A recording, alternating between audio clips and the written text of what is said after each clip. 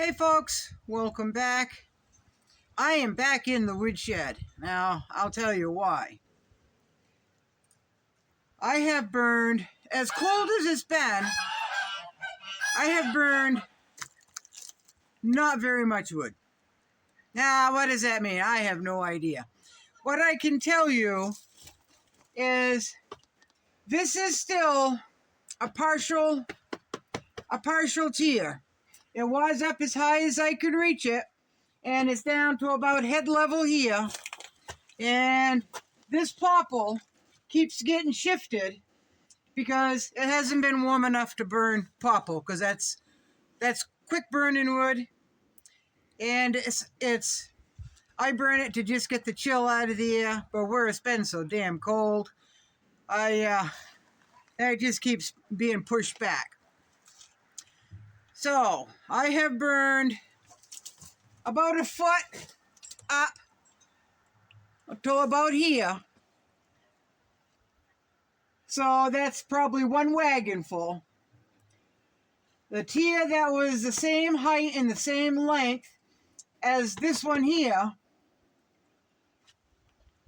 where I'm standing, has been burned this winter. Plus one that's probably half this height and about half as long. So I haven't burned a lot of wood as far as a good hardwood. Now most of this is beech. I really like burning beech, folks.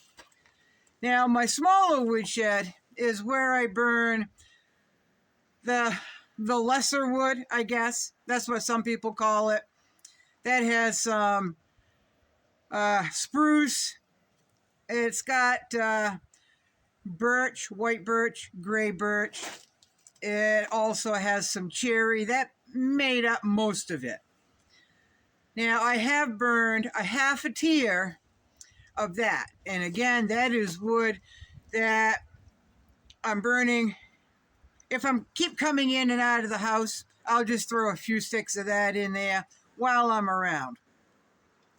On the overnight, I burn the good beech, the good hardwood, and on the weekends, I burn the solid round pieces.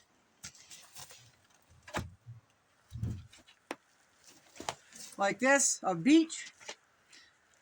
I can probably put three this side, three this size on the bottom, and then I could put 3 on top if I wanted to, but I usually put 2 side by side resting on the bottom ones, and then I'll put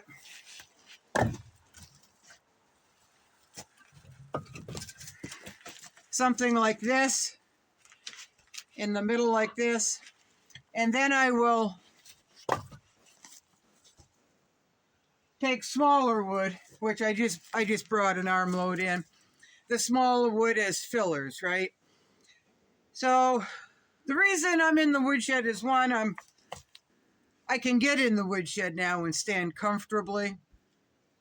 But 2, I wanted to show you what you really should pay attention to when you're stacking your wood up high. So this right here, this height here I'm 5'5.5", folks. So this is about my height, but it was a foot higher. And that back there, that next here, is probably close to 7 feet. Well, that's quite a stretch. When you're reaching up and you're trying to pull a stick of wood out, I will show you without breaking another tooth, okay? So let me put you, let's put you here.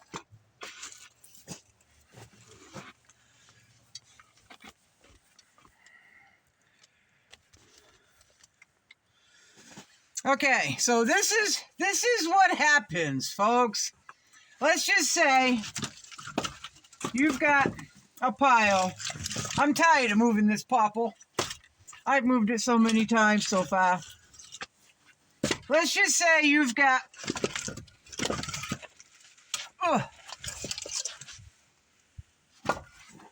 your tier is up here, okay? Can you see that? No. So let's just say this is 6.5 feet, which it is, because I just put this popple back here to gain the height so I can show you. And then you've got a simple stick of wood. This is a small beech. And then you've got it up there. So what happens is you're reaching and you're pulling it down.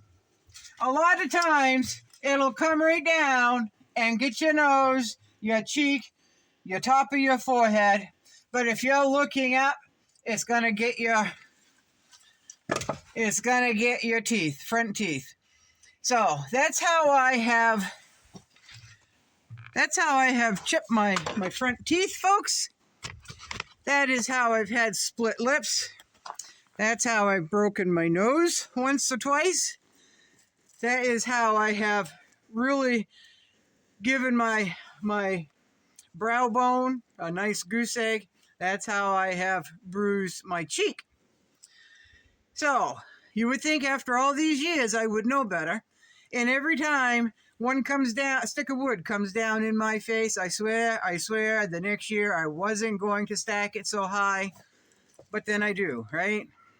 Slow learner, not learning, not paying attention. I just want the wood in.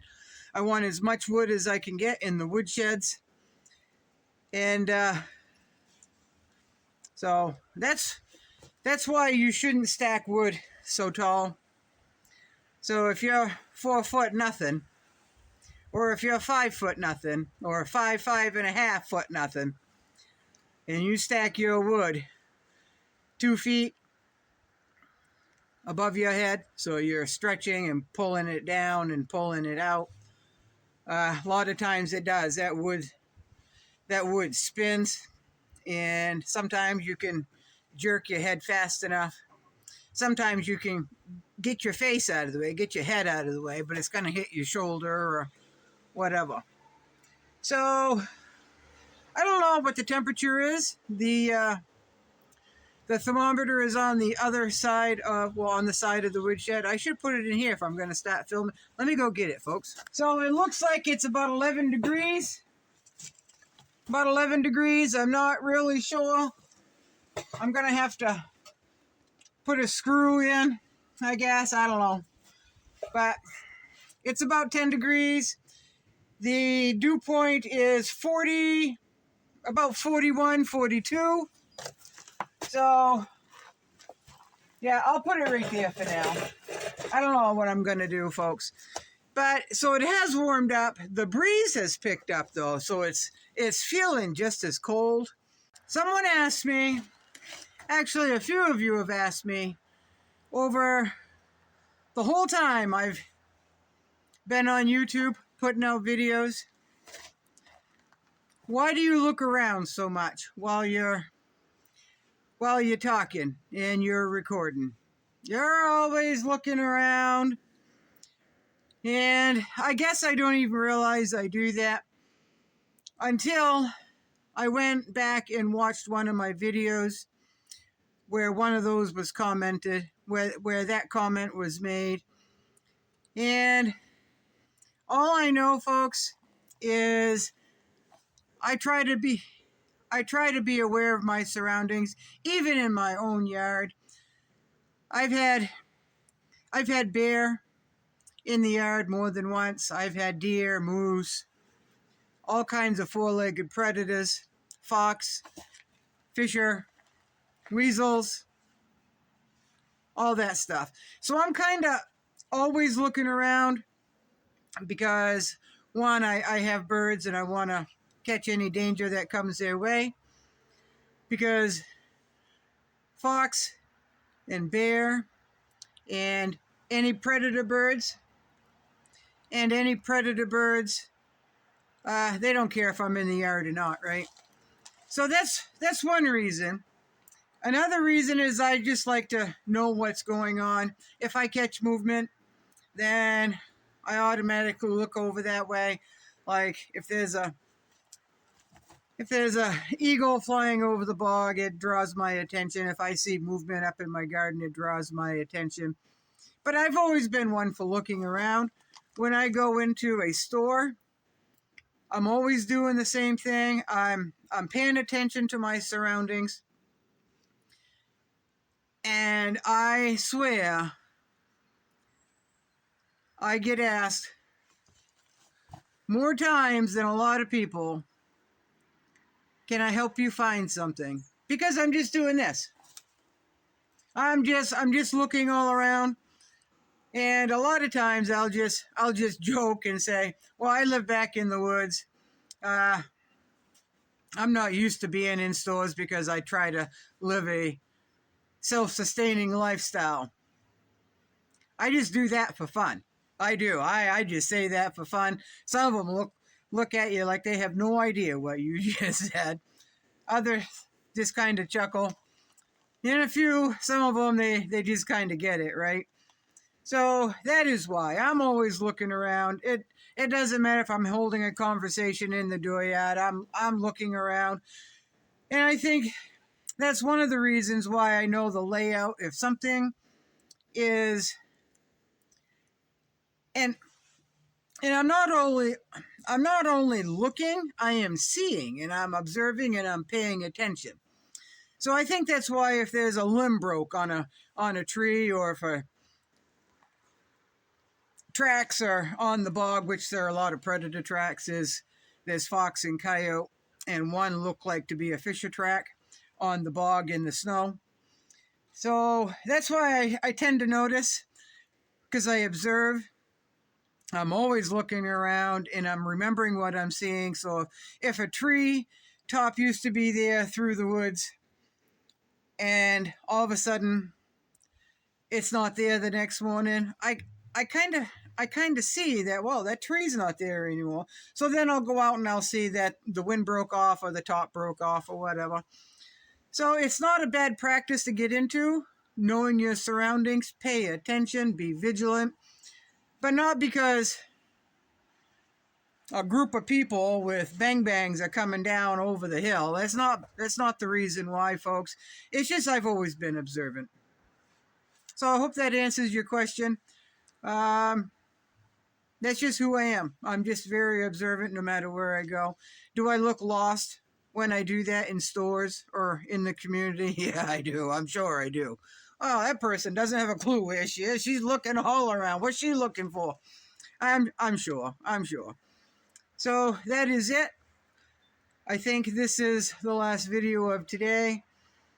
Y'all be good. Y'all pay attention.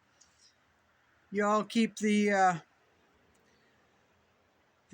crash in the Potomac in your minds and in your heart. Very sad, very sad. And once again, folks, I am sure some of these people were the breadwinners of their home.